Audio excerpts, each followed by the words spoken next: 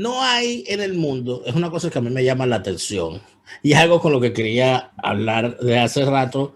La semana pasada no pudimos por los avatares de las noticias, pues, quisiéramos hablar de todo, pero no se puede. Y tampoco es que sepamos de todo, pero hay una cosa que a mí me llama poderosamente la atención. Hay conflictos, sobre todo esta semana ha habido conflictos terribles en distintas partes del mundo. En Myanmar se registra una situación terrible de matanzas diarias de minorías étnicas. En Etiopía ocurre algo parecido, donde por cierto el presidente de Etiopía es un premio Nobel de la Paz. Y allí está masacrando a la minoría tigriña de forma impune.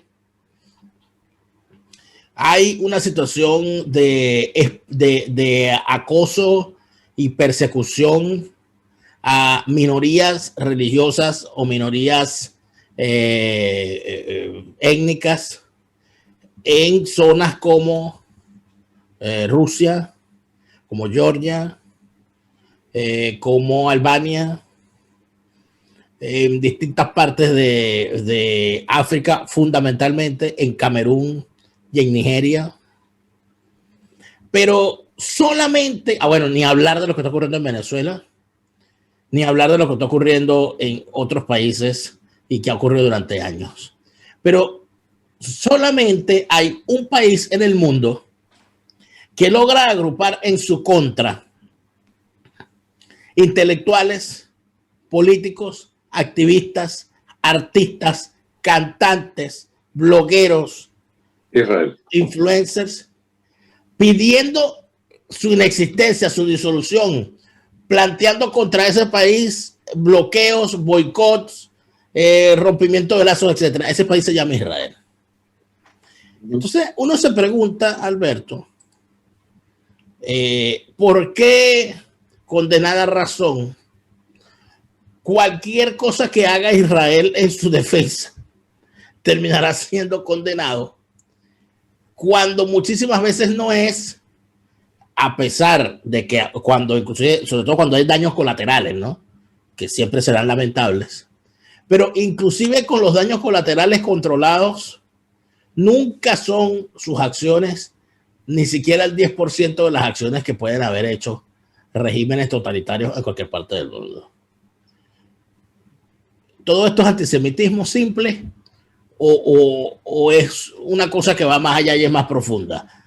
Alberto, te lo pregunto a propósito de las acciones de Israel esta semana, hace 2 semanas ya, defendiéndose, ya le han lanzado 3,000 cohetes desde la Franja de Gaza en contra de su territorio. Bueno, y la cosa sigue. Y ha sido, por cierto, una jornada bien lamentable. Yo conversé hace unos minutos para mi programa Fuera de Orden con el vocero del ejército israelí en español. Y bueno, la consecuencia de este ataque, aciertan todos los expertos, ha ido más allá de lo militar y de la opinión pública, porque esta situación ha creado a lo interno de Israel unos roces y ha abierto una brecha terrible entre la población árabe israelí que existe y la población hebrea. Entonces hay unos conflictos de calle terribles y una animosidad que no se había visto hace muchísimo tiempo. Alberto, tu valoración a todo esto. Caramba. Es una pregunta más compleja que le puedo hacer a alguien en estos años, porque ni siquiera nosotros, y hablo de nosotros muy bien sopesados, defensores incondicionales de la existencia del Estado de Israel, tenemos la capacidad o la claridad para dar una respuesta fácil a estas cosas. Porque, para empezar, ese es el problema. Mientras no se reconozca en amplios sectores de la llamada opinión pública, influenciada por el globalismo, por la izquierda, por los progres en general, mientras no se reconozca la existencia del Estado de Israel y su derecho a permanecer como el refugio de esa población, de tantos talentos y de tanta disciplina, como para siempre asombrar al mundo con su ventaja sobre el resto de la humanidad, nunca olvidemos que es la mayor rata de ¿cómo se llama?, de premios Nobel por habitante. La concepción de familia que tienen, por ejemplo, que les hace, en medio de sus diferencias internas importantes, donde existen hasta sectores que están en contra de lo que ellos llaman el sionismo, y ser sionista es ser partidario de defender el Estado de Israel, pero aún así viven en Israel, apartados, porque bueno, son gente que no cree en la sociedad política, no quiere participar de la sociedad política y sencillamente coexiste con el Estado de Israel. Pero una cosa es una pertenencia a ese Israel de su Dios, de sus creencias, con el cual tampoco hay que subvertir el orden, y otra es no creer en ese Israel ni en sus instituciones y pretender dinamitarlo y zumbarle cohetes, ¿entiendes? Que es el caso de las organizaciones terroristas palestinas. Entonces, a ver, una nación que ha probado, sobre todo a lo largo desde su fundación del Estado de Israel en 1948, por un acto de las Naciones Unidas, nunca hay que olvidarlo, que autoriza la permanencia de esa población judía en unos territorios allí que pretendieron arrebatárselos, pretendieron echarlos de allí, y hay 4 o 5 guerras. Yo no voy a contarle la historia de Israel, vayan a cualquier, digamos, enciclopedia de estas de internet que abundan, y basta poner esa petición, esa pregunta, para que tenga respuestas detalladísimas de toda esta historia de tragedias para esa población. Y bien, pero hay que retener algo de toda esta historia. Nunca hubo una población palestina. Es una invención de los enemigos de Israel. Habían árabes en esa zona que llaman Palestina, donde también habían judíos. Los judíos crean su hogar judío en Palestina, tierra de sus ancestros, de donde los echaron de allá hace 2000 años, vuelven allí. No es que no existiera ningún segmento, pero el segmento mayoritario de la emigración, atemorizado por las consecuencias de lo que significó el Holocausto, vuelven a eso con la petición de un siglo antes de crear un hogar judío en Palestina, que por fin lo autorizan las potencias desde la declaración Balfour allá en 1917. Y bien, ese Estado de Israel existe gracias a que ha logrado impedir que lo liquiden físicamente en varias guerras, una coalición poderosa de varias naciones árabes que no pudieron con él. Entonces, el Estado de Israel es la muestra fehaciente de cómo es que se hace la historia humana. A ver, si nosotros viésemos en nuestro país que conocemos tan cerca, viésemos un acto de, ¿cómo se llama?, de anexión de parte de X territorio, por parte, supongamos, de Ecuador, para no poner el eterno caso de Colombia. Ecuador se anexa al territorio Amazonas, que estaba o deshabitado o con muy pocos habitantes de Venezuela en esa zona, apenas algunas tribus indígenas, etc. Y bien, empezaría, según el lenguaje de izquierda, una lucha por la emancipación y la liberación del territorio del Amazonas, etcétera, y haríamos de esa causa la historia de la reivindicación nacional. Ya va, si para allí van a vivir 500,000 de ecuatorianos, 1 millón de ecuatorianos, y hacen y desarrollan ese Estado como nunca existió ningún otro en Venezuela, con una extraordinaria, digamos, performance ¿cómo se llama?, en el paisaje habitacional, en sus industrias, en su empleo, en su capacidad enorme con científicos de todas clases, universidades, una enorme cohesión de la población. ¿Qué sería eso? ¿Una eterna lucha nuestra para desalojar esos de ahí? ¿O tendríamos en algún momento que aceptar que esa es una gente distinta que logró hacer lo que nosotros no éramos capaces de hacer? Bueno, en Israel, los tales palestinos dispersos más o menos en varias zonas allí de esa zona del Medio Oriente, bueno, no eran una nación no eran una nación, eran una población dispersa árabe, como es árabe desde el argelino hasta allá, hasta el estrecho de Hormuz.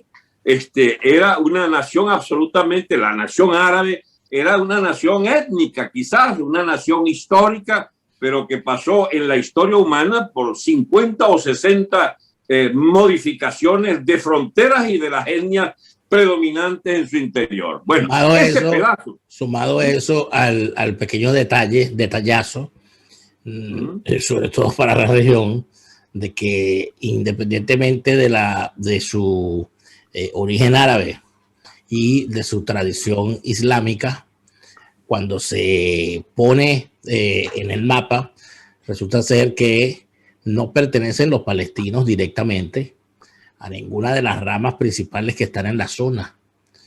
No son hachemitas como los jordanos, no son wahabíes como los sauditas, no son, y entonces al no ser parte de ninguno de esos grupos, terminan teniendo ese gran problema de que eran habitantes de una zona, pero no poseían el control de esa zona. No había estado, nunca hubo estado. Exactamente.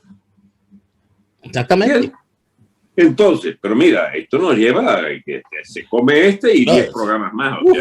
El interés mío no es además improvisado, porque me preguntan eso ahorita y empiezo yo a ver. Usted es el tamaño de ese compromiso, doctor.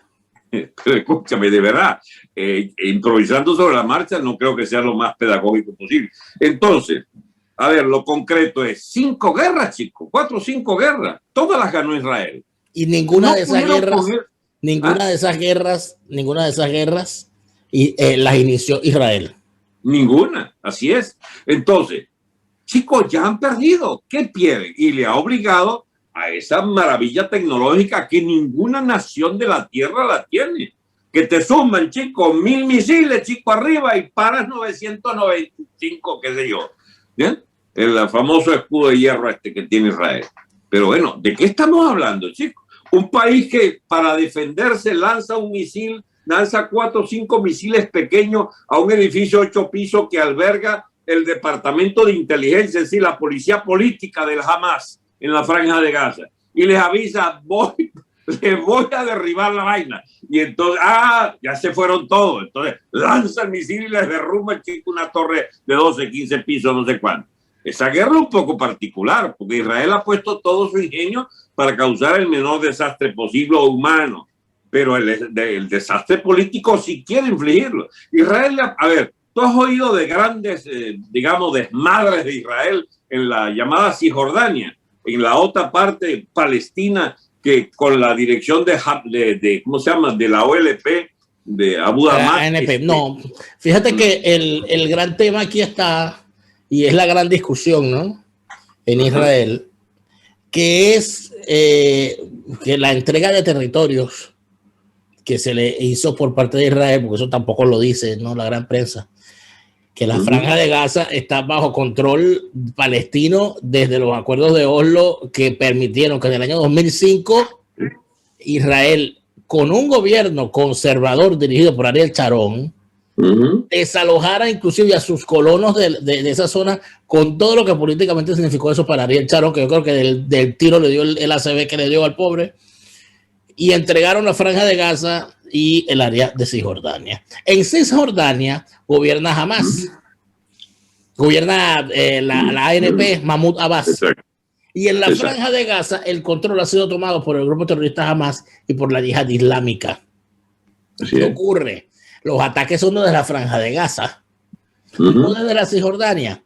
Pero los tipos que están en la Cisjordania se alimentan políticamente de la situación causada por Hamas, porque ninguno condena el terrorismo y porque sinceramente para empezar no quiere la destrucción de Israel, y para continuar desgastados políticamente y alimentados a través de la corrupción por el dinero que les llega para supuestamente el pueblo palestino, y ese dinero se lo quedan ellos. Bueno, se ha creado ahí un caldo de cultivo para que estas cosas sigan ocurriendo. Pero ¿quieren saber cuál es el origen de todo esto? A ver. Las finanzas de Hamas, las finanzas mundiales, que han logrado que exista un pueblo llevado al parasitismo absoluto de esos fondos, no es que esté prohibido trabajar en Hamas, pero si te sostienen al hijo miliciano de Hamas con un monumento de la dirección de Hamas, pues mira, como que muchas ganas de ir a ninguna fábrica tiene. Aquello vive en un capitalismo desordenado y locoide, pero es capitalismo, no es socialismo lo que hay ¿cómo se llama? En Gaza, ¿no? Mira, no es verdad sencillamente que Palestina no pueda tener un buen destino, asumiendo que se puedan llamar Palestina y que sean un estado separado. ¿Qué es lo que han propuesto? Si Israel está dispuesto a convivir con un estado palestino, junto al de ellos, que lo forme la Cisjordania y el estado de Gaza, y la franja de Gaza. Pero tiene que haber unos compromisos para que esa coexistencia de dos estados pueda funcionar. Porque si hay dos estados, para permitir el fortalecimiento del estado digamos, izquierdoso o izquierdista demencial, que te vaya a bombardear todos los días, pues no te vas al carajo, no hay estado para ti. Obviamente. Eso es lo que más o menos, allí donde se estancan todas las discusiones a lo largo de décadas. Entonces, hoy por hoy, ¿qué es lo que quieren? Los estados árabes ya empezaron a reconocer al Estado de Israel, que no crean que es algo muy nuevo, eso es una cosa muy reciente y lo logró Trump. Ya había, para ser estrictamente justo, había incluso hasta un presidente demócrata como fue Carter, que había logrado los acuerdos de Camp David, gracias a la buena voluntad de Israel de entenderse con la parte, con los que le habían hecho la guerra en la víspera. Se entendió con Egipto, se entendió con Jordania, se entendió con Siria a media, se entendió con el Líbano, que por lo menos paró la locura del sur del Líbano, y entonces ahora en esta segunda oleada, que sobre todo le tocó también otros acuerdos hicieron con Clinton, pero ahora con Trump ya hay el reconocimiento absoluto por parte de Arabia Saudita, de Qatar, de Emiratos Árabes Unidos. Ya hay entonces una situación de pérdida completa. ¿Y qué es lo que teme el Hamas? Bueno, que terminen todos los estados árabes abandonando la aventura del parasitismo de Hamas y del Hezbollah, de las finanzas mundiales porque hay también los potentados árabes que ayudan por debajo cuerda. Claro. Ahora, pero ¿por qué Alberto, crees tú que se da este fenómeno de una izquierda, estos movimientos globalistas? Fíjate en la que está metido Biden. Yo me he divertido mucho la semana pasada, debo confesarlo, porque uno de alguna manera uno guarda su maldad interna y uno quiere entonces que al tipo no le vaya del todo bien o que por lo menos le duela la cabeza de vez en cuando. El señor Biden, que pertenece a un ala del Partido Demócrata pro-israelí, es la verdad.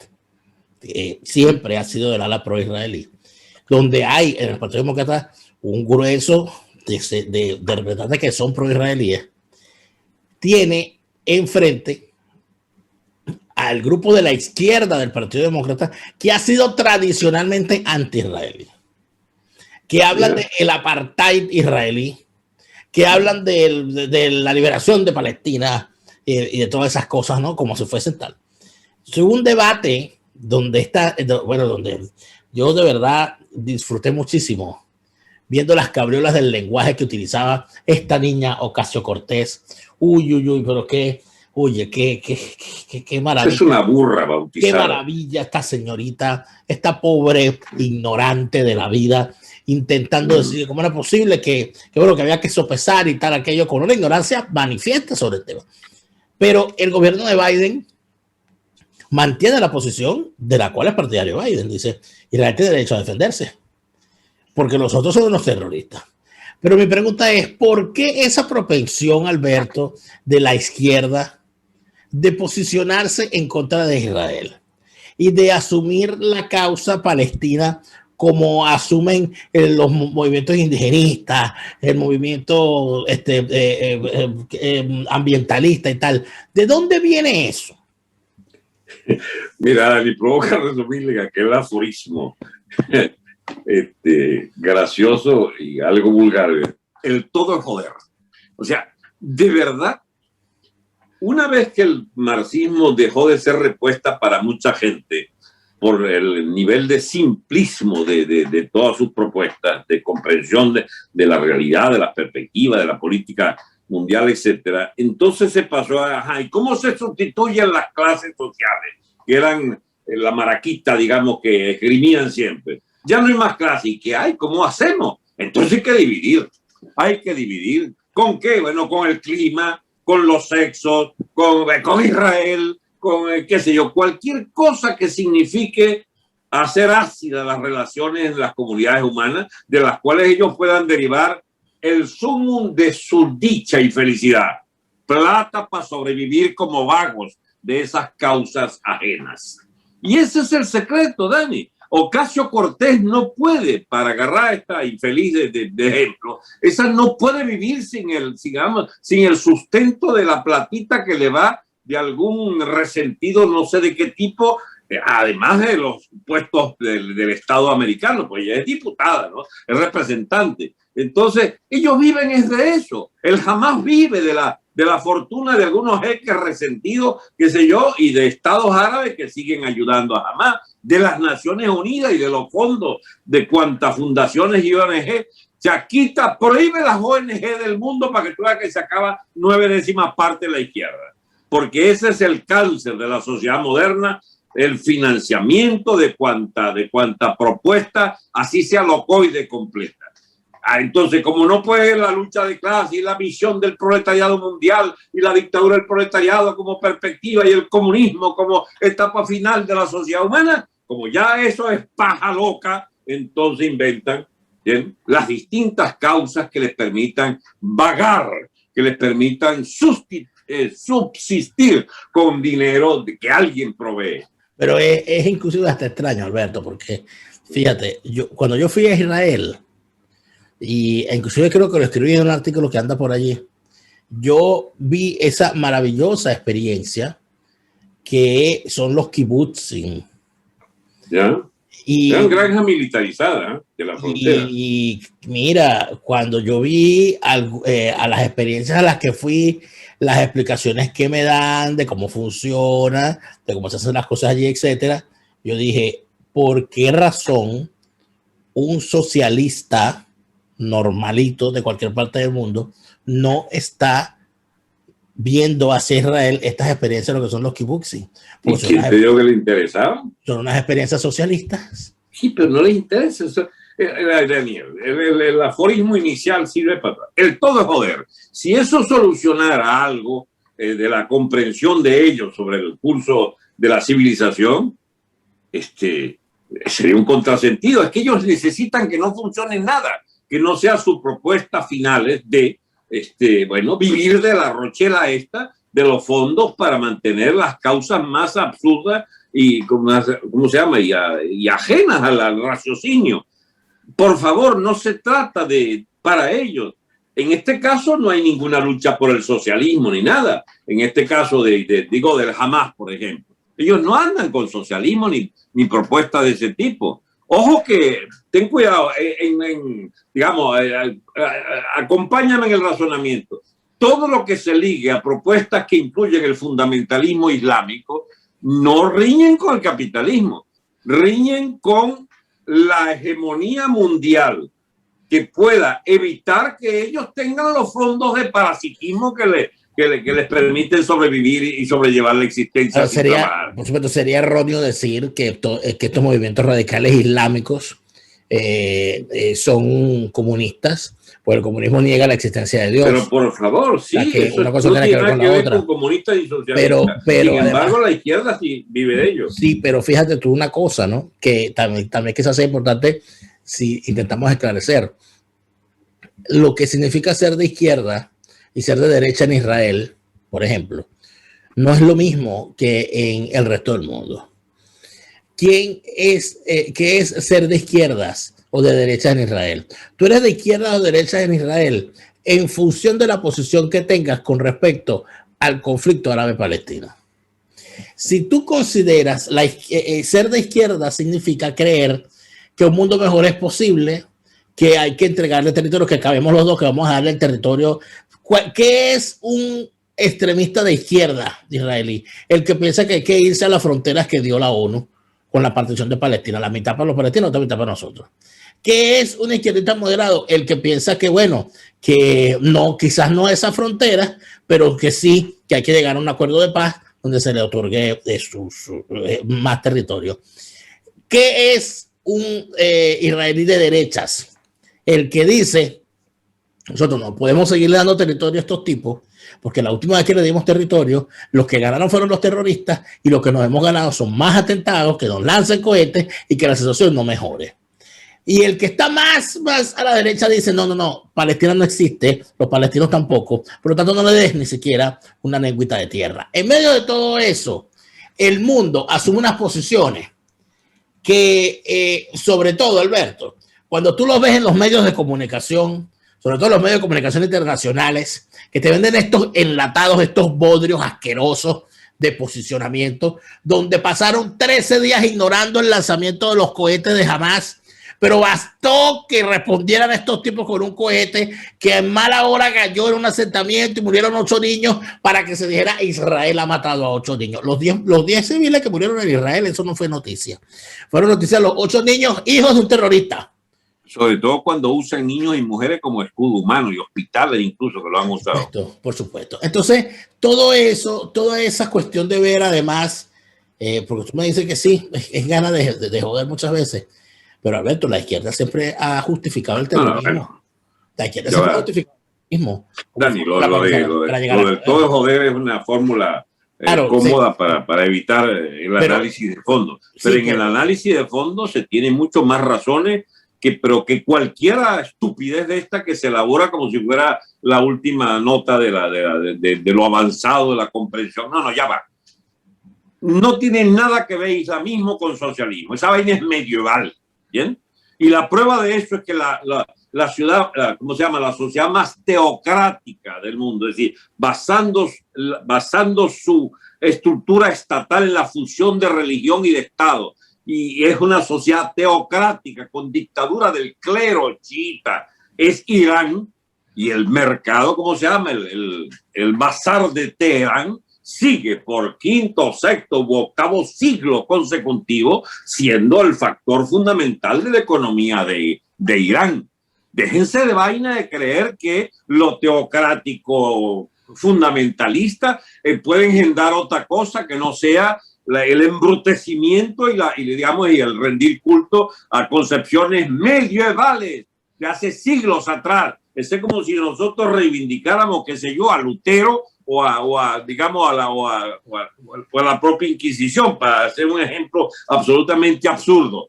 No se trata de hacer nada que tenga que ver con el medioevo para alguien que quiera avanzar en el siglo XX. Bueno, los islamistas son partidarios de la reinstalación del medioevo en la cultura y en el Estado, como Irán, y como Hamas, que es también fundamentalista, como el Hezbollah, que es un agente iraní allí en el norte, al sur del Líbano, y que es uno de los factores fundamentales de todas estas guerrillas que, digamos, que pululan en el Medio Oriente. Ya vaina, Daniel, y en Venezuela, donde han sentado sus reales bajo la protección del chavismo. A mí me ha llevado a querer conocer estas propuestas ideológicas, porque nosotros podemos algún día ser víctimas de esa vaina. Tú sabías que en Valencia hay una colonia, digamos, que no puedo acusarles a priori, pero hay una colonia del origen étnico de esa zona que está comprando mucho edificio y mucha vaina, con la ganga de las propiedades baratas. Te puedo decir que antes de yo salir de Venezuela, una de las últimas noticias que cubrí para un medio regional fue la construcción en pleno centro de Maiquetía de la primera mezquita en la historia del Estado Vargas. Bueno, están construyendo también. Financiada por empresarios recién llegados a la región de la mano misteriosa o no tan misteriosa de García Carneiro, que empezaron a comprarle los negocios a los árabes no musulmanes, ¿no? Y a empresarios y comerciantes de viejo cuño en medio de la crisis que había en el año 2017. La expansión es real. Los tipos se han metido en Venezuela. Los tipos usan a Venezuela como centro de legitimación de capitales. Eso está claro. Por eso es que yo, cuando hablo de este tema, me preocupa muchísimo el desinterés de cierta gente de creer que eso es un tema que está allá en el Medio Oriente, que no tiene nada que ver con Venezuela. Lo tenemos en el corazón de Venezuela, ¿sí? Lo tenemos dentro de Venezuela y sus repercusiones también, porque siempre Venezuela tuvo una política exterior donde tenía una centrada y profunda amistad con el Estado de Israel, sin que eso fuese obstáculo para que fuésemos socios de los países petroleros del Medio Oriente. Pero por favor, la OPEP y las relaciones con Israel no se interferían para nada. Pero en el chavismo dinamitó eso. Desde el mismo momento en que Hugo Chávez tuvo la maravillosa idea para él y para el país de maldecir desde el fondo de sus entrañas, desde el fondo de sus vísceras, que parece que a partir de ese momento las vísceras empezaron a sufrir las consecuencias al Estado de Israel. Podría entenderse que, por ejemplo, para dejar las cosas claras, el chavismo es un movimiento antisemita real o por obligación y necesidad. Es real, son brutos y por definición son antisemitas, son antijudíos ante el Estado de Israel, porque ahí tiene que haber una profunda dosis de ignorancia para suscribir los planteamientos que hace Maduro sobre el Medio Oriente. Pero qué casualidad, no se equivocaba. Iba a Siria y se entrevistaba con Nasrallah. ¿Y quién es Nasrallah? El jefe de la guerrilla fundamentalista chiita Hezbollah, y su relación privilegiada con quién era, con Irán. Y ahora lo último que han logrado, ¿cuál es la nueva vinculación importante? Turquía con este señor, el bicharraco turco, Erdogan, que entonces ahora también anda con la militancia anti-Israel. ¿Y cuál es la traza histórica reciente de Erdogan? ¿Cuál es? Bueno, que es uno de los sostenes por vía marítima de toda la asistencia al grupo Hamas también y al Hezbollah en el Líbano. O sea, esta gente milita todos los días por destruir Israel. Y Maduro es un enemigo de Israel, es un enemigo es un enemigo del pueblo hebreo y milita al lado de toda clase de fundamentalismo y de vagos estos que tienen por oficio querer destruir Israel y vivir de las donaciones y tal. Chávez era el hombre que le merecía grandes carteles en el Líbano y en toda Siria porque era una ayuda financiera directa. Esto no fue casual y no. ¿Por qué eso? Bueno, porque a Chávez le gustaba andar metiéndonos en esos rollos, chicos, pero por alguna gran convicción. No, porque era un enajenado mental, buscador de conflictos que él pudiera utilizar para su propio beneficio al buscar una protección de Naciones Unidas, precisamente, que es ese club gigantesco de la sinrazón de tantas dictaduras y de tantos gobiernos absolutamente absolutamente contrarios al interés general, que pululan en esa organización para justificar a vagos como Maduro, a propuestas como las de todo lo que signifique, chicos, desordenar el planeta. Pero mira, Daniel, este tema la gente cree que es una vaina localizada allí. Esto tiene toda clase de vericuetos, porque en última instancia estamos hablando del destino de la humanidad toda y de cómo han logrado complicar esta vaina después de la caída de la Unión Soviética. ¿Qué ventaja tenía la existencia soviética? Chicos, que había cierta racionalidad en las relaciones internacionales porque había un pacto de los poderosísimos intereses rusos y soviéticos en el mantenimiento de cierto orden del mundo, y entonces intervenían, impedían, bloqueaban todos estos desórdenes y todos estos díscolos que iban potencialmente peligrosos. Bueno, pero la Unión Soviética se fue al demonio y ahora quedó por la libre. Por eso en las últimas 20, 30 años han proliferado toda clase de propuestas, entre ellas las del chavismo, que vino entonces a tratar de llenar parte de ese vacío. Y ahora, bueno, se corresponderá a los chinos, que son alcahuetas de toda esta vaina, que es lo que quieren los chinos, y también van a hacer igual que esa diplomacia tibia. Me estoy tratando de llevar poco a poco, Daniela, que algo tenemos que decir de nuestra propia nación. Claro. Digamos, heredamos el disparadero que hubo en el mundo, cada quien por su lado, desde el derrumbe soviético, que tenía la ventaja que con los Estados Unidos había cierto orden, de repartición de zonas de influencia, etcétera, eran los imperios dominantes. Al irse al demonio el imperio soviético, ahora emerge China y emergió sobre todo causas regionales como la bendita propuesta chiita de Irán y de rearmamento permanente de movimientos secesionistas, de nacionalismo exacerbado, de fundamentalismo de todas clases. El mundo hoy más que nunca no es seguro, es cada vez más inseguro. Va a llevar a guerras de todo tipo, a conflictos de todo tipo. Ahora, yo quiero decirle que la gente que ande creyendo que estas cosas pueden discutirse a la luz de, no sé, el deseo de paz. Mis amigos, la historia de la humanidad es la historia de lo que resulta de las guerras. Dejémonos de creer que lo de Irán, perdón, lo del Medio Oriente se corresponde a cualquier lógica distinta al hecho histórico de que es la guerra la madre de toda la manera de ¿cómo se llama?, de organizar las naciones y de todos los resultados de esos conflictos. Es la guerra y sigue siendo la guerra. Eso nos lleva a otro tipo de problemas. No crean ustedes que, por ejemplo, Europa, la última guerra fue la de los Balcanes. Vienen otro tipo de conflictos, las llamadas guerras proxy, guerra a través de otros. La alerta de los generales franceses, por ejemplo, de que vendría un conflicto de guerra civil interna francesa a partir de la penetración de los fundamentalismos islámicos, allí te da una alerta. ¿Qué es lo que buscan estos benditos islamistas radicales que se atreven hasta atacar a las sociedades que le dieron abrigo y que creyeron en la buena fe de que querían huir de sus culturas primitivas y emigrar a sociedades civilizadas como la francesa?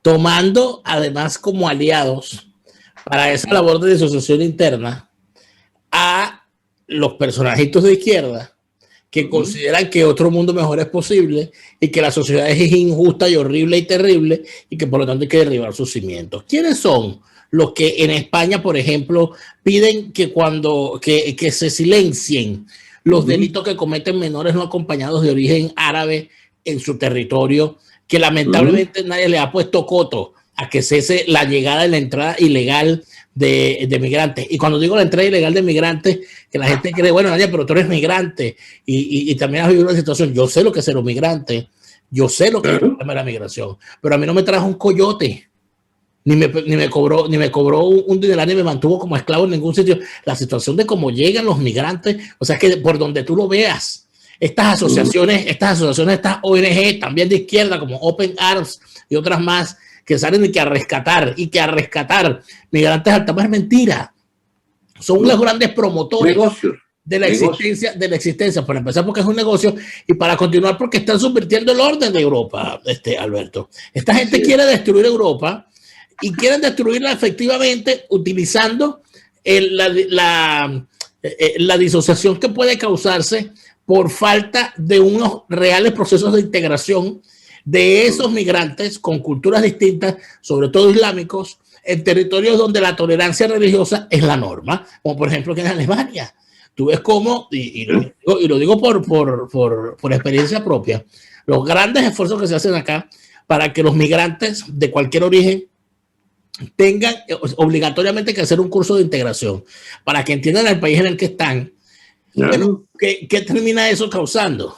Te echo un cuento, pues es hasta gracioso, pero es lo que ocurre. Termina causando que mujeres musulmanas que las casaron a los 9, a los 10 años, a los 13 años, ¿verdad?, se terminan enterando de que están en un país donde tienen derechos y pueden votar marido.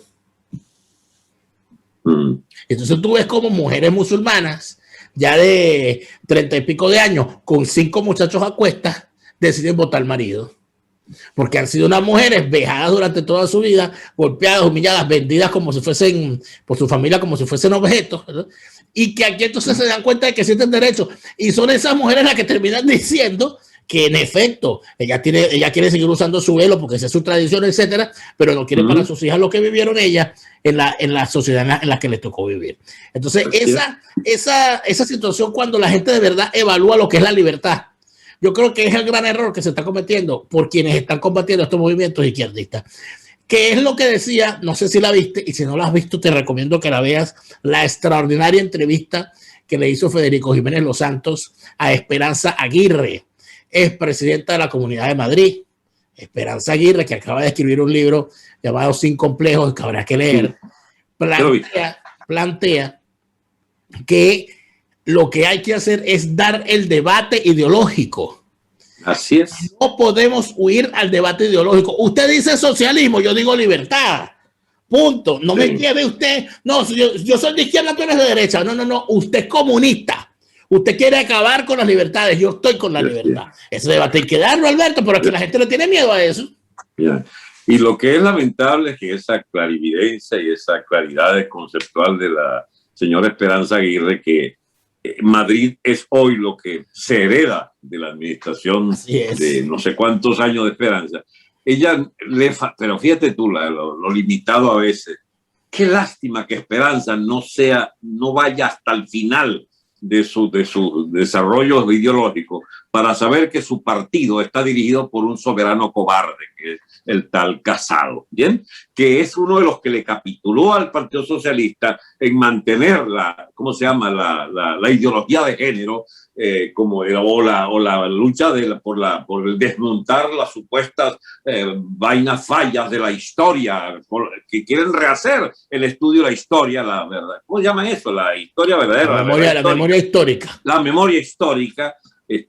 Lástima. De todas, perdonada está, digo, antes de que sigamos. Lo de Esperanza Aguirre, que su mérito tendrá, pero qué cosa que no sea completa, porque Esperanza Aguirre es una experiencia de cómo dirigir bien una ciudad, solo que militaba en el partido equivocado, porque no existía Vox, por ejemplo, en esa época, y militaba en el partido de Rajoy. Rajoy tenía mayoría absoluta en el Congreso para borrar todas esas maldiciones de la ideología izquierdista incrustada en la cuestión de los derechos de las mujeres, lo de los inmigrantes. Entonces, la tolerancia del cobarde Rajoy fue el que llevó a los vicios y a la falta de ¿cómo se llama?, de solidez en algunos aspectos del Estado español.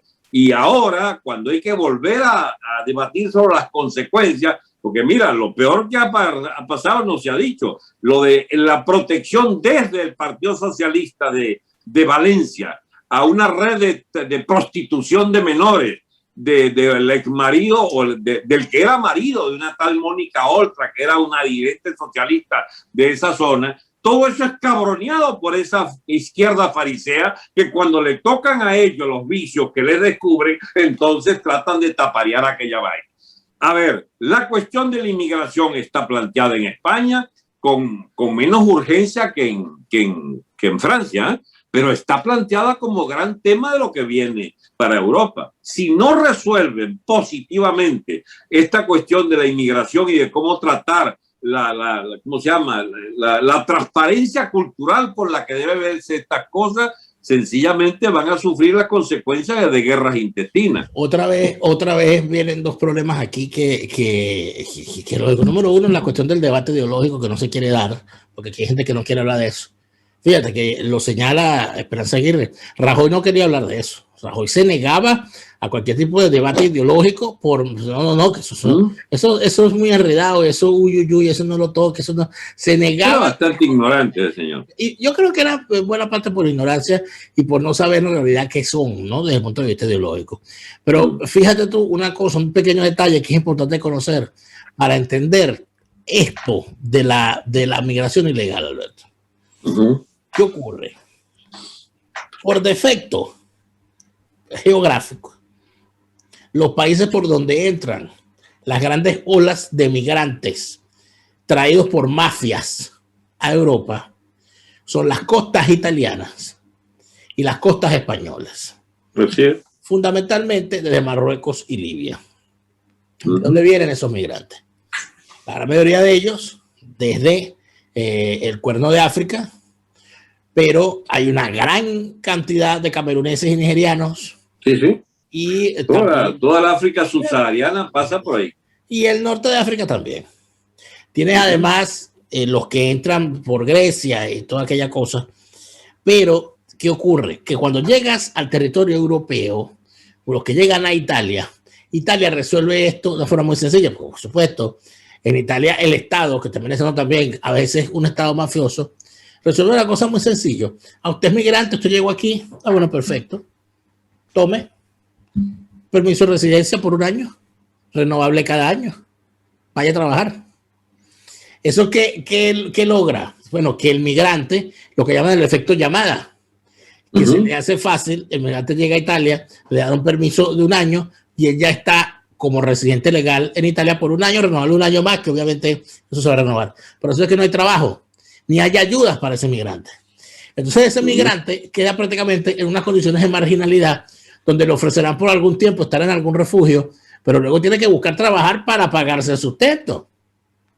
Sin hablar el idioma, en una sociedad donde algunas cosas, dependiendo de la cultura que traiga, conocerá un poco más o menos. ¿Y qué termina causando? Que si es camerunés de habla francesa, en realidad para donde se quiere ir es para Francia. Pero como ya está autorizado en Italia, no se puede ir para Francia. Entonces se va para Francia ilegalmente y vuelve a decir que le acaba de llegar. En Francia se da cuenta que no, que el señor ya tiene un permiso en Italia, entonces Francia lo tiene que deportar a Italia. Y empieza otra vez el desastre. ¿Qué termina ocurriendo? Termina ocurriendo que ese efecto llamada, donde esta gente quiere ir a determinados países sí, y a otros no, en Alemania, en Bélgica, hay unos sistemas de protección al migrante que se preocupan mucho más por el tema de la integración, por las propias características que esos países tienen. Y le dan un poquito más de ayudas a los migrantes. Ocurre que tú ves a mujeres camerunesas dedicándose a la prostitución en España, que es una de las grandes lacras que ha traído esta situación. Muchachos menores vendiendo drogas, violando en masa y mujeres dedicadas a la prostitución. Cuando estas mujeres camerunesas, si quedan embarazadas, mueven cielo y tierra para venirse a Alemania. Porque cuando llegan a Alemania, tienen beneficios que no tienen en España, pero como está embarazada no la van a deportar. Y cuando el niño nazca, tampoco. Entonces hay toda una serie, eso que llaman el efecto llamada, que son los beneficios que puede tener en Europa el hecho de llegar como migrante ilegal, que han puesto al estado de bienestar europeo en la mira. Porque entonces te dicen, ¿cómo no preocuparte por los pobres del mundo y tener una ONG para rescatar migrantes que andan a la deriva en una patera? Es una cosa que yo puedo decir que es loable. Pero no es eso lo que hacen. Lo que hacen es promover la existencia de migrantes, actando con las mafias. Y la mafia que suelta a la patera en el norte, en Libia, se comunica con la ONG para decirle por dónde va la patera para que la pueda rescatar. Así es. Entonces, todas esas cosas, Alberto, ¿dónde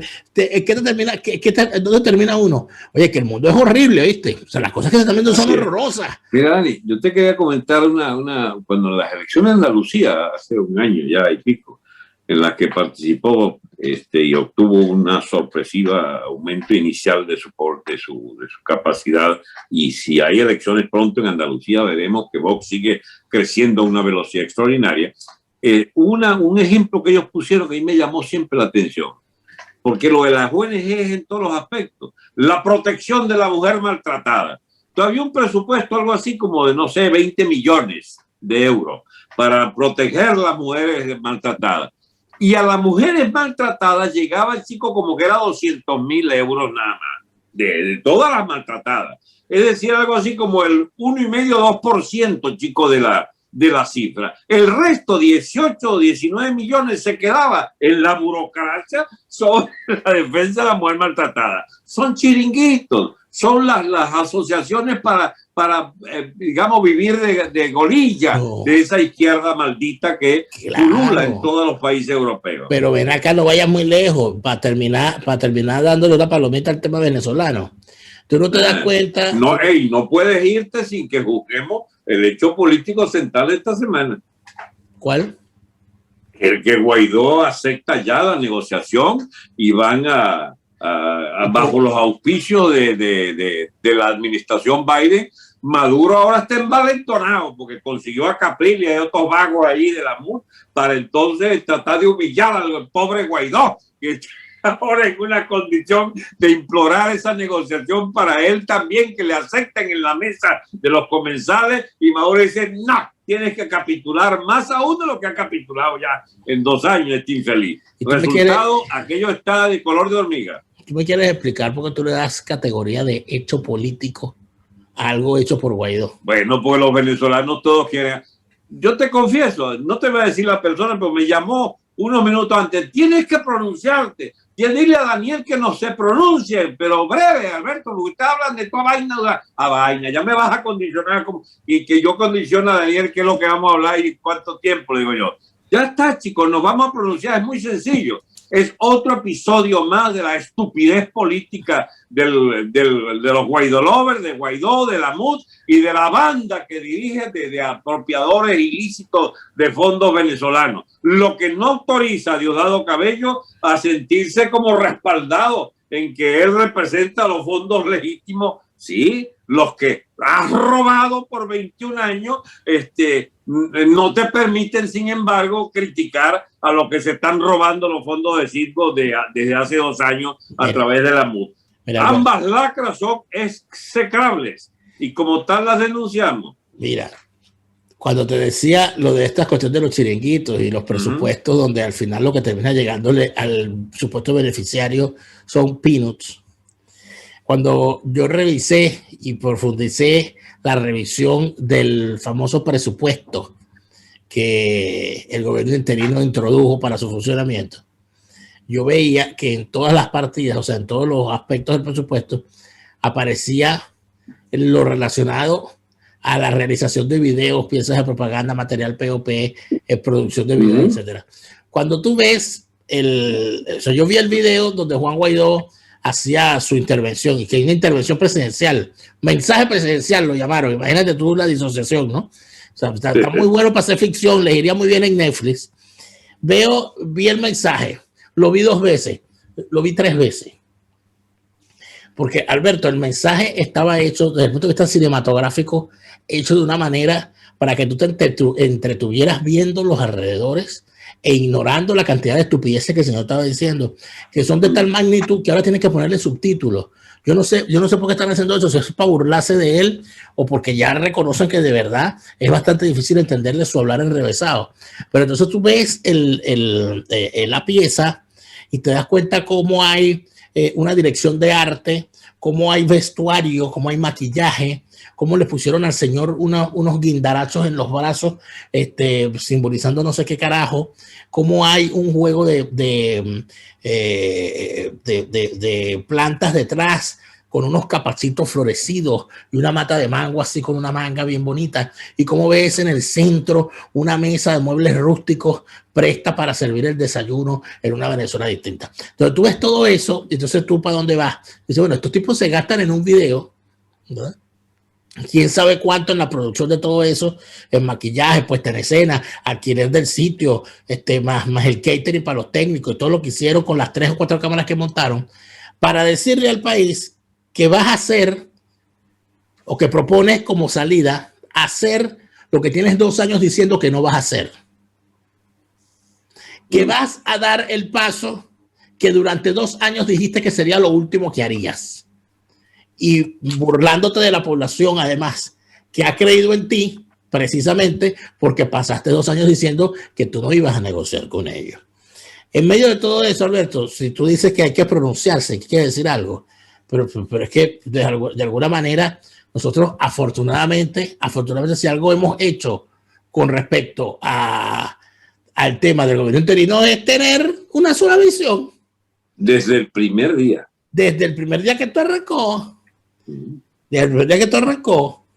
Aquí yo, para lo que sí me ha servido de esto, Alberto, y lo he dicho varias veces, es para entender que lo que yo pensaba o lo que yo decía y machacaba, que aquí hay un sistema, que el sistema chavista es bípedo y que tiene una pata que es el régimen y otra la oposición. Yo estaba ignorando un factor muy importante, que es el tercer factor, la tercera pata, que es la pata económica. esa cosa en la que se ha convertido la boliburguesía, la vieja burguesía, los amos del valle, los nuevos amos del valle, en realidad es la principal pata. Por supuesto, porque es la que está decidiendo qué van a hacer. Es la que está diciendo, un momento, espérate, porque ya nos han sancionado a 3 y nosotros así no podemos funcionar. Cuando Henry Ramos Alup se atreve a montarse en el carro de esa negociación, y yo estoy seguro que quien redactó los puntos fue él. ¿Por qué lo hace? Porque de verdad cree que hay que buscar una solución política o porque le sancionaron al cuñado y ya eso es demasiado para el clan D'Agostino y compañía. O sea, estamos hablando de una gente que no puede, que se robaron todo lo que se robaron, Alberto, y no lo pueden disfrutar. Estamos hablando de una gente que tiene aviones y no los puede volar porque tienen además el grave problema del efecto Saab.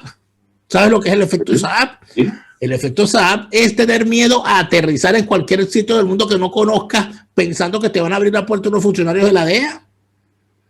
El efecto Saab es eso. Porque aquí nadie sabía dónde quedaba Cabo Verde, nada más los que somos fans de Cesaría Évora. Sabíamos de ese país. Cuando Alex Saab le dice que van a parar en Cabo Verde para echar gasolina, el señor dijo que sí, sin imaginarse la que se le venía encima. Entonces, yo sí creo. No solamente creo que va a haber una negociación y todo aquello, sino que estoy seguro de que la ha habido desde siempre, porque para mí no hay diferencia entre el régimen y la oposición, son lo mismo, y lo veo como positivo. Yo siento que es necesario para la liberación de Venezuela que quede perfectamente claro que los tipos son lo mismo, que quieren lo mismo y que son financiados por los mismos, que tienen los mismos intereses económicos, los mismos testaferros, los mismos negocios, los mismos negociados, porque solamente así la población podrá en algún momento darse cuenta de que la única salida para que Venezuela sea un país de verdad es fusilarlos a todos en el mismo paredón, porque no lo puede, porque lamentablemente todos conforman un sistema que está hecho para oprimir a la gente. Eso de que bueno, ese cuentico, y fíjate que seguramente te lo dirán, pero bueno, Alberto, hay que negociar porque estamos secuestrados y en un secuestro se negocia con el secuestrador. Por supuesto que se negocia con el secuestrador. El problema es que aquí el secuestrador no es el régimen, aquí el secuestrador es el sistema del régimen, su oposición y sus factores económicos. Entonces, cada quien que se ponga donde se tenga que poner, yo no tengo que posicionarme, se posicionará el otro, porque ya uno tiene una posición perfectamente clara, no sé tú. Ya, no, por supuesto, coincidimos en todo, hasta en el detalle. Mira, Dani, 2 cosas sobre estos comentarios finales, porque ya se nos acabó la hora. Sí, se nos acabó. No es que yo puedo seguir una votadora más si tú quieres, pero no es bueno alterar los hábitos positivos de que nos circunscribamos a algunos temas. Hay un factor que no mencionaste en las 3 cosas, que es el nexo internacional de toda esta cosa, ¿entiendes? Que tiene que ver con todo lo que hablamos antes. El parasitaje reunido en la ONU, ¿sí?, acompaña a los parásitos del gobierno Maduro. El parasitaje de la MUD acompaña a las complicidades distintas, de las cobardías de la política regional de la OEA y del propio Departamento de Estado, que tiene cómplices directos, como ese señor Story, que era el segundo a bordo del tal Shano, que fue varias veces a Miraflores y que se contactó con ¿cómo se llama?, con Diosdado allí en Puerto Príncipe. Aquí estamos prisioneros de cosas que no manejamos, Dani, y que son los vericuetos estos de la política, de la diplomacia internacional, de intereses poderosos detrás de los consensos progres, de la gente de Soros, que está detrás de Guaidó precisamente, y detrás de Maduro, porque Soros es uno de esos tipos que trabaja a 2 manos. Son esos los forjadores de esos acuerdos para ver qué ganan las distintas agencias de la proscripción de derechos de los venezolanos, pero que privilegian los intereses de esas castas de parásitos de gobierno y de oposición. Yo creo que vienen efectivamente quizás algunos acuerdos de ellos para ver cómo se reparten lo que queda de país, y la gente pudiera quizás tener la tentación de acusarnos, de decir, no, ¿pero qué proponen ustedes?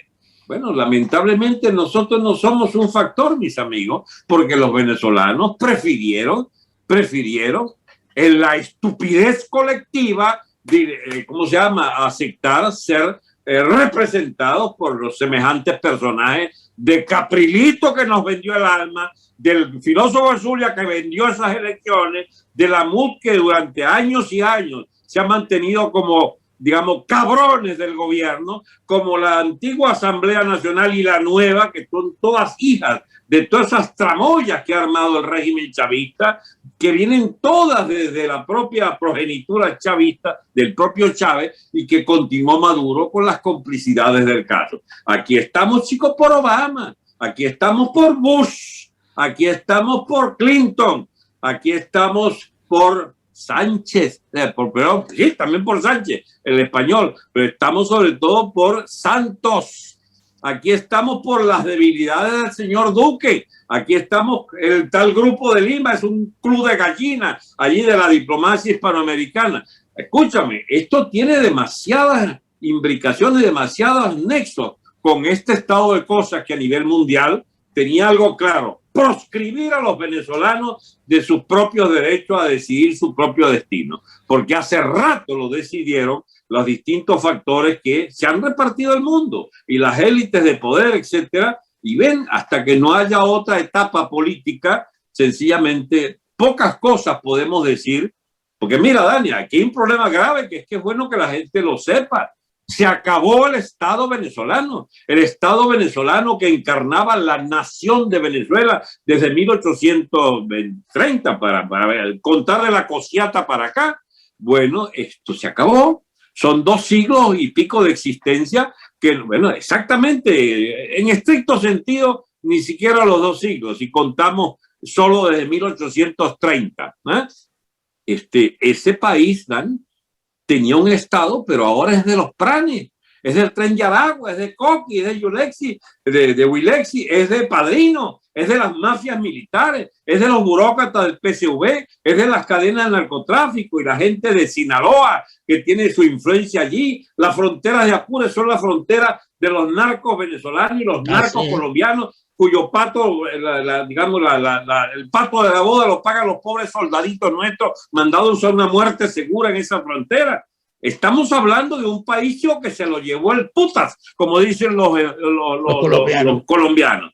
Estamos en un país que perdió toda fisonomía externa e interna porque lo gobierna una casta de malandros, chicos. Y esa casta de malandros tiene agentes y tiene cómplices. Y tiene cómplices en el Partido Demócrata y en el propio Departamento de Estado norteamericano y en la Cancillería y en el gobierno de España y en la propia Comunidad Europea y en el Grupo de Lima. Estamos en el peor de los mundos. Yo lamento, chicos, dar malas noticias, pero resulta que emancipar el verdadero país de Venezuela nos lleva a hacer un balance de 2 siglos, donde los ingleses, chicos, se cogieron esta vaina el año 1830 en adelante, nos metieron en un siglo de tormento, del que nos sacó Gómez, chicos, y las llamadas dictaduras sangrientas de que vaina, que felizmente terminaron, es cierto, y que abrió paso a gobiernos civiles de alto estándar, como fue el de Betancur, de León, y hasta el del primer Caldera, y el primer Carlos Andrés Pérez ya pataleaba, pero no importa. Hagamos tabula rasa, que eran gobiernos que permitían a la nación venezolana seguir en una existencia digna durante todo el siglo XX. Pues bien, eso se acabó. El chavismo vino para destruir esta nación y los cómplices son los mismos que hoy aplauden a los que quieren destruir Israel. Son los mismos que colaboran con el malandro Soros, son los mismos que quieren destruir la propia nación norteamericana y que se solazan todos y se felicitan todos por el fraude electoral contra Trump. Escúchame, son demasiados enemigos y demasiadas evidencias de que el mundo sigue dando tumbo, cada vez mejor, es cierto, pero cada vez más complicado. Lamentablemente. No quisiera irme sin leer algunos mensajes de nuestros suscriptores en Patreon. Recuerden que pueden formar parte de la grabación de este programa que grabamos un día antes, suscribiéndose a mi cuenta en patreon.com/delaraf. Por aquí nos dice Félix Piro. Ocasio Cortés habla como lo hacía Chávez, pura paja. Bueno, eso es una, yo creo que les viene de nacimiento, ¿no? Decir mucho sin decir nada. Dinora Codemus nos señala lo relacionado a, saludos Dinora, el dinero de las ayudas y de la USAID, que mucho de él se queda en los Estados Unidos, en los famosos think tanks, donde además sus propios tienen contratados algunas estrellas nuestras que cobran por dar talleres a sus mismos compañeros de partido. El doctor Franceschi sabe que esos talleres y entrenamientos financiados por organizaciones europeas y americanas son fuentes adicionales de financiamiento. Fíjate este detallazo que nos da este tubazo que nos da Dinora Codemus. Basta leer la propia página web de USAID para ver en qué están invirtiendo dentro y fuera. Hasta le dieron real a Escotet, Juan Carlos Escotet, el hombre más rico de Venezuela según la revista Forbes, para que su fundación venezolana de un banco venezolano diera entrenamiento en Panamá a venezolanos para que puedan convertirse en microempresarios. Vergonzoso. Daniel pregunta, ¿y qué van a hacer con el Coqui en parte de estas negociaciones? Bueno, capaz lo sientan a la mesa, me imagino yo, ¿no? Es tan digno como cualquiera de los otros. Sí. O menos la misma cantaza. Yo no veo diferencia. Maduro, Guaidó, Coqui, Capriles, es la misma vaina. El problema es quién va a pagar la cuenta, ¿no? Pues no va a ser Coqui, no va a ser Coqui. ¿Quién le va a tener más miedo a quién? Porque malandros serán todos, ¿no? Pero bueno, veremos qué nos depara esta semana de aconteceres, Alberto. Muchas gracias. Hasta la semana que viene, Dani. Un abrazo a todos. ¿Quieres enviar algo desde los Estados Unidos a Venezuela? Tuplata.com.be es la mejor opción. En tuplata.com.be además te asisten con tus compras y si lo necesitas, incluso las hacen por ti. No busques más couriers de dudosa procedencia. Envía rápido y seguro. En avión o en barco. Nos ajustamos a tu presupuesto. Tuplata.com.be, la tarifa más baja y en el mejor tiempo.